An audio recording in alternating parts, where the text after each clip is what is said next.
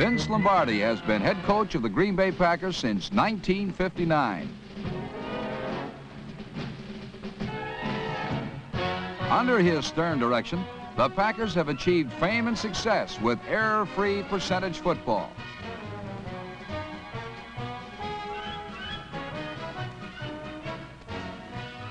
Last Sunday, for the first quarter of the Western Conference playoff against the Los Angeles Rams, the Packers were anything but polished and precise.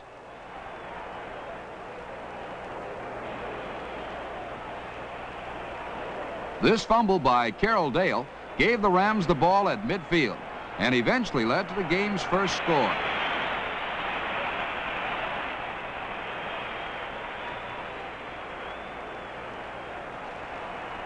Roman Gabriel, whose passing and play selection had been strong factors in the Rams' earlier victory over the Packers this season, passed to end Jack Snow for a 17-yard gain and the game's first down.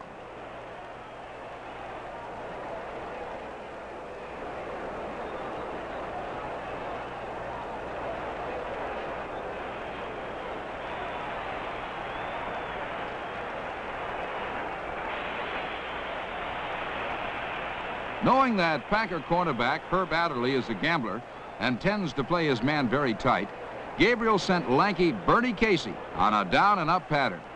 Casey got 2 steps beyond Adderley and gathered in Gabriel's pass for a touchdown.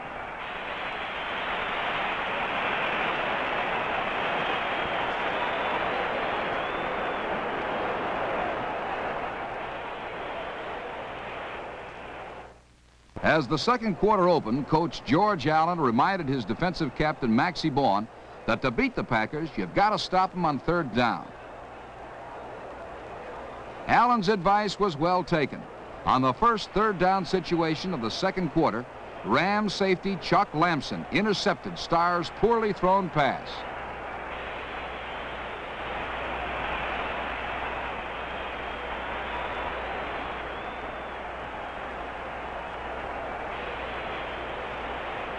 The Rams appeared poised to break the game wide open as Lamson carried the ball to the Packer 10-yard line.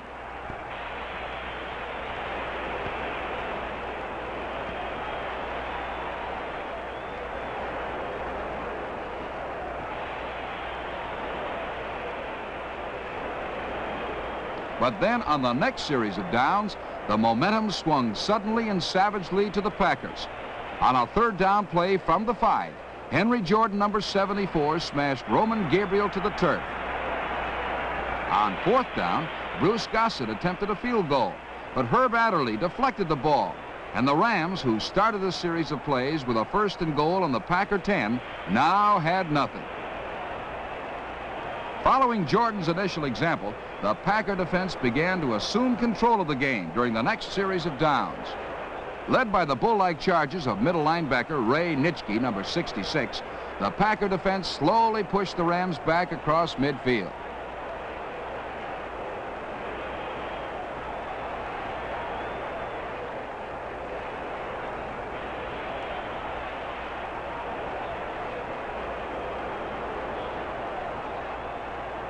Midway through the second quarter, the Packers forced Los Angeles into a punting situation from their own 46. John Kilgore's low, short line drive punt was fielded by Tom Brown.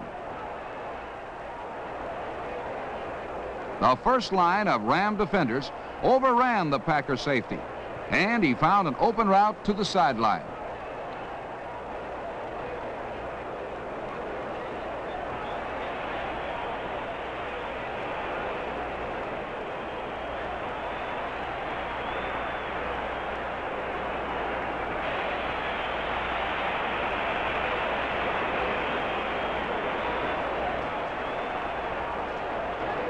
Kicker Kilgore, number 13, remained as the only obstacle in Brown's path to a touchdown. In spite of a devastating block, the Ram punter managed to trip up Brown on the Los Angeles 46. Kilgore's fine tackle was the last significant defensive effort by the Rams.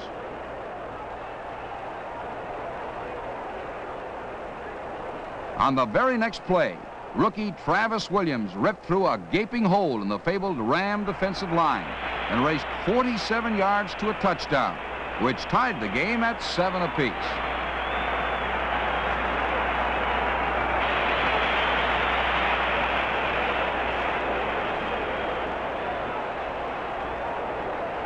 Williams, nicknamed the Roadrunner by his Packer teammates, provided the offensive spark that Green Bay sorely needed.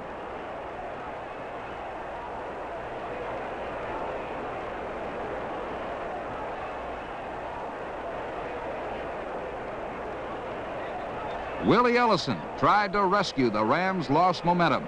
He took the ensuing kickoff back to the Los Angeles 44.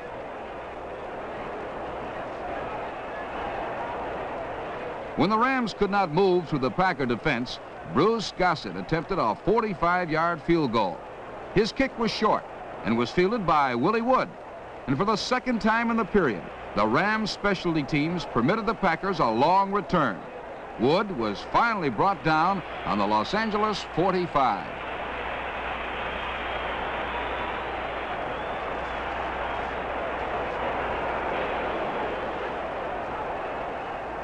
By now, the look of things had changed. Los Angeles, certainly the better team in the first quarter, did not seem so anymore. Green Bay had come back.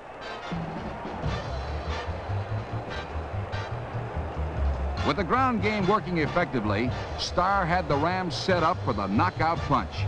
On his first crucial third down situation of the second quarter, he coolly located his favorite long-distance target, Carroll Dale. Starr's pass floated over the fingertips of Irv Cross and into Dale's arms for the go-ahead touchdown.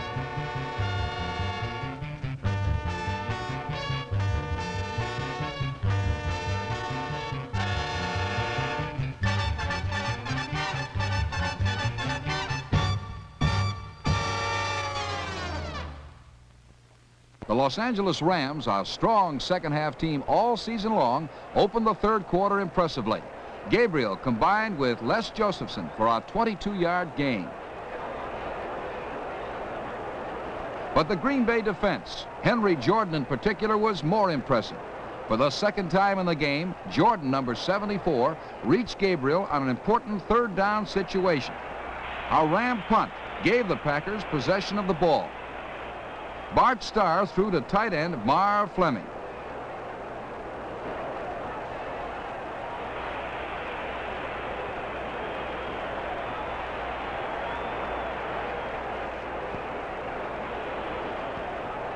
Fleming had the ball ripped from his grasp by Irv Cross.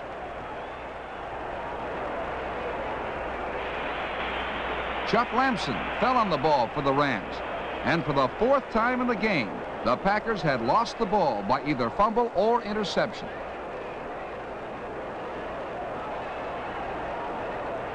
Although presented with another excellent scoring opportunity, the Rams could produce nothing. Willie Davis assumed Jordan's role as a third down spoiler. He nailed Gabriel on a 3rd and 5 situation. And when Gossett's field goal attempt was wide, the Rams came up empty again.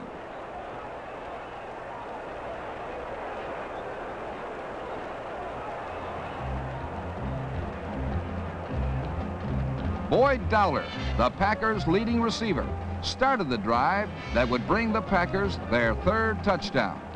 Moving freely through a Rams secondary that led the league in interceptions, Dowler pulled in 3 passes to advance Green Bay to midfield.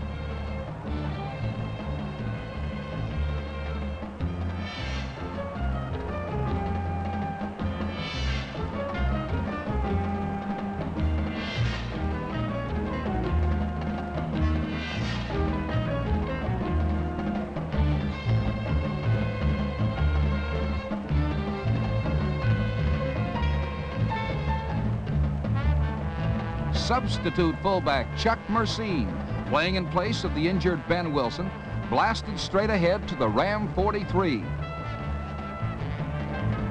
Substitute halfback Donnie Anderson, playing in place of the injured Elijah Pitts, pulled in 2 successive flare passes for a total of 30 yards.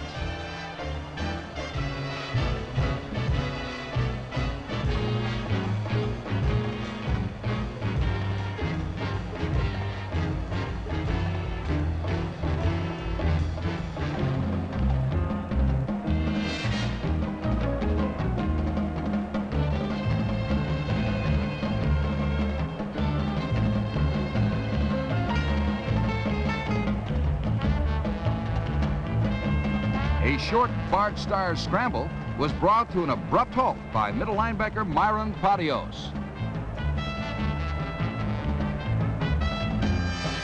Chuck Versine, a cast-off running back who was cut from both the Giants and Redskins, broke from the arms of a Ram defender and into the hearts of the Packer fans. Green Bay 21, Rams 7.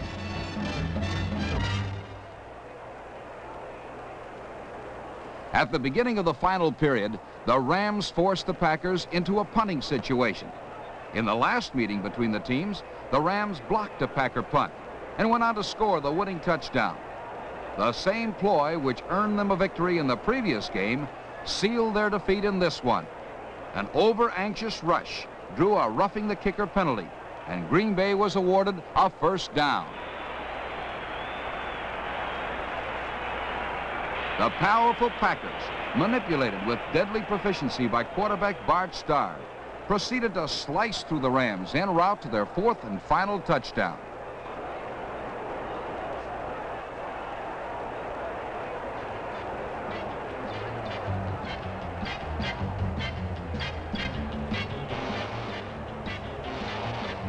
By the end of the bitter cold afternoon, it was obvious that the Rams had been beaten by a better team, one with a faster, stronger defense and a smooth, consistent offense.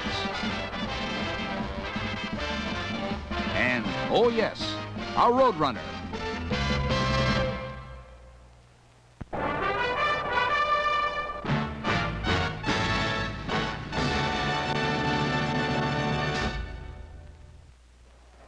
"24 hours later and 2,000 miles south of the frozen Midwest, the Eastern Conference Championship game ended with a picture pass play from Frank Ryan to Paul Warfield.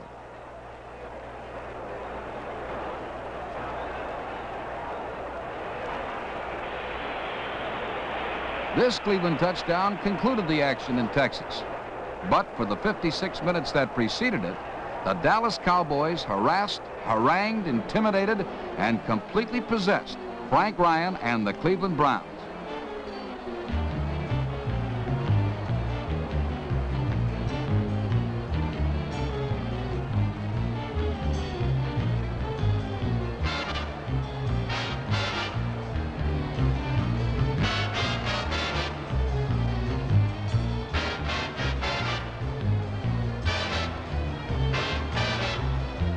The Cowboys couldn't control Leroy Kelly, of course, but they stopped him when it counted, on third down.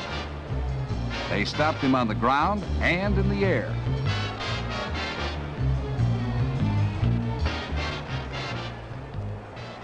The Cowboys' first offensive play was not spectacular, but it was to Bob Hayes, and it foretold of things to come. Don Meredith has a reputation for the unorthodox, for plays complex in their sequence. But against the Browns, he slipped comfortably into the role of a careful, controlled, and calculating field general.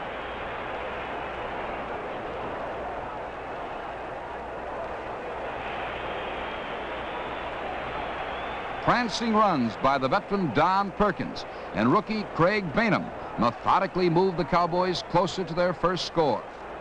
This single drive consumed the first 6 minutes of the game.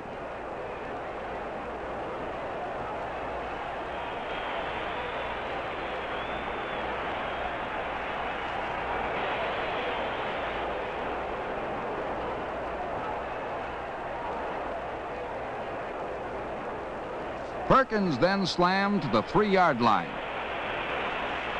1 year ago, a short end zone pass cost Dallas the NFL championship to the Packers. But today the pass worked, and Bainham got his first of 3 touchdowns.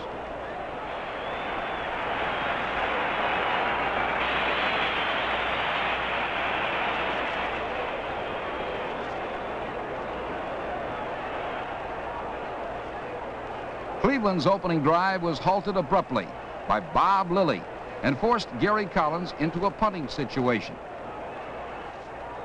Waiting anxiously at the other end of his own 100-yard track was Bob Hayes.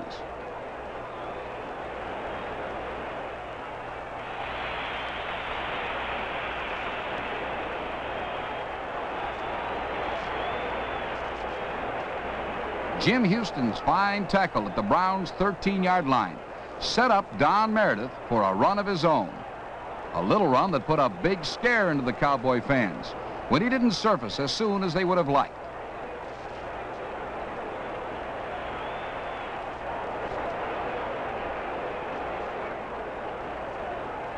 But Meredith proved he was ready for anything. And from a camera in the corner of the end zone, we can watch the strong, fluid motions of Don Perkins, number 43, as he follows tight end Frank Clark into the end zone for the Cowboys' second score. At the end of the first quarter, the only numbers on the scoreboard belonged to Dallas. As the second quarter began, Leroy Kelly suddenly blasted into the opener. Then a most improbable and crucial thing happened. Kelly was caught from behind by linebacker Chuck Howley. Behind by only 14 points, a Cleveland touchdown here could have turned the game around. A ground camera dramatically shows Howley's chase and what desire can do for a 31-year-old ex-fullback from West Virginia. Instead of a close 14-7 score, it was this play that marked disaster for the Browns. The Dallas defense held, and Meredith let fly.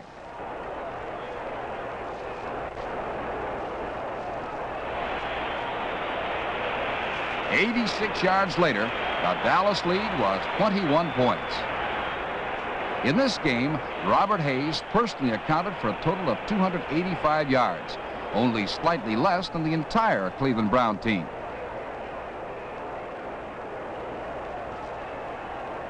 Cleveland's only legitimate drive in the game began late in the first half.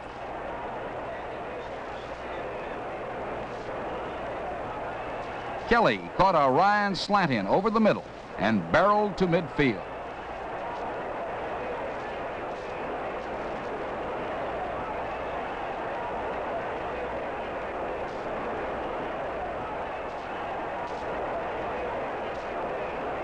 Ryan moved the Browns with short passes to his backs and several to tight end Milt Morin.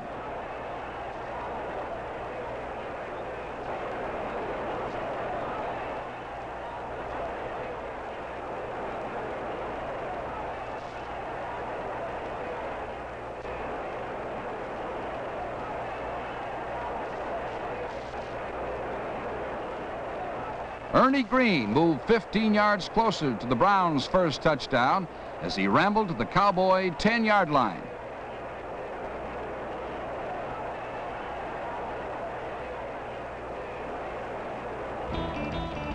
With just 4 seconds left in the half, Ryan spotted Morin coming across the center.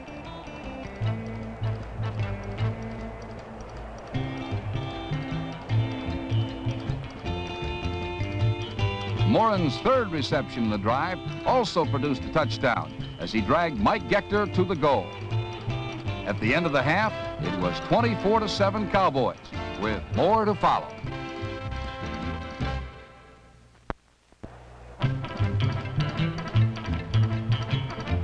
A wild, zany halftime show in the Cotton Bowl kept up the tempo set by the game's fast-paced first half.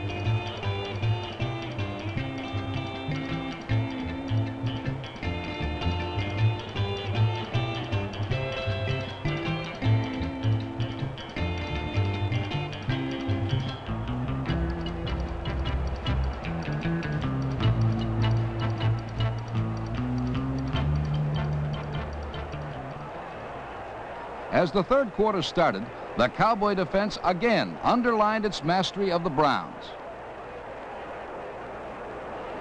A fierce pass rush and the inspired play of cornerback Cornell Green, number 34, combined to deny the Browns any substantial gains through the air.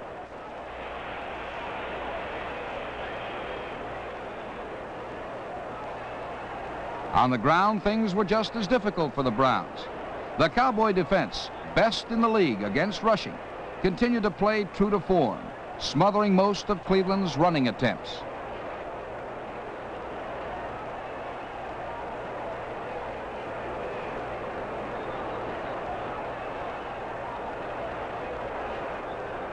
Offensively for Dallas, Linemen like Ralph Neely provided quarterback Meredith with ample time in which to throw.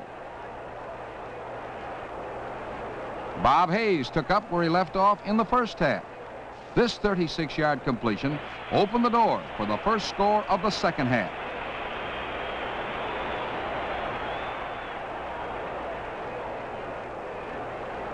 Bainham went over for the Cowboys.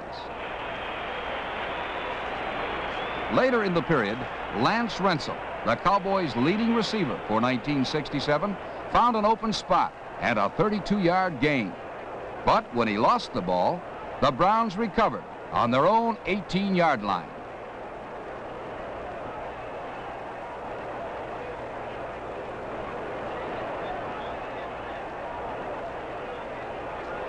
The immovable Dallas defense forced Cleveland into a punting situation. The blazing talents of Robert Hayes continued to play a dominant role in the game as he returned Collins' punt 68 yards.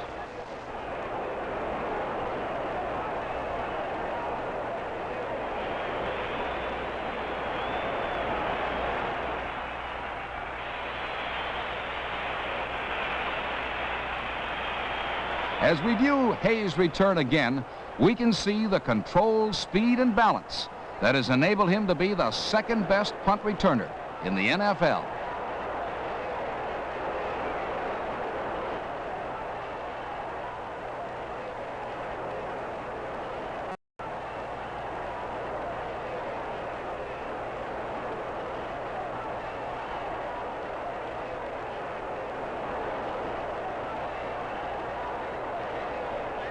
Don Perkins handled the scoring chores, and the Cowboy lead swelled to 38-7.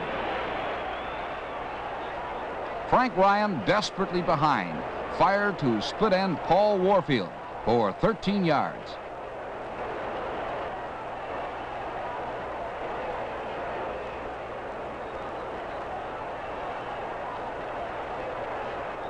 Ernie Green, Cleveland's leading pass receiver, sifted through the Cowboy line and pulled in another Ryan aerial. But the Browns' passing success was only temporary. On third down, Ryan went to his clutch receiver, Gary Collins. But Cornell Green, who limited Collins to a single reception in this game, anticipated the call, intercepted, and raced untouched 60 yards to the end zone. Dallas 45, Cleveland 7.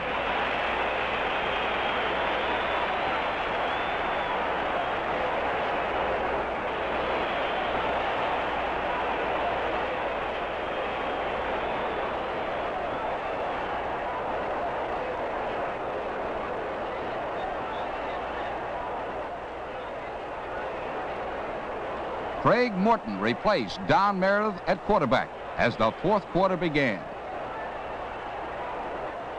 Meredith, in spite of numerous injuries, had led the Cowboys to their most important victory of the season.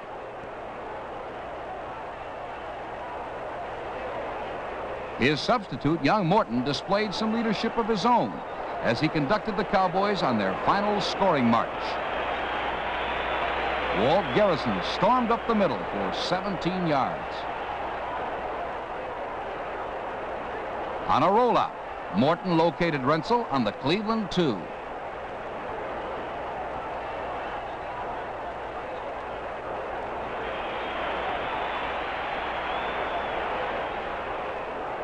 Rookie Craig Bainham, who hadn't scored a touchdown all year long, registered his third of the day as Dallas put the finishing touches on a devastating 52-14 victory.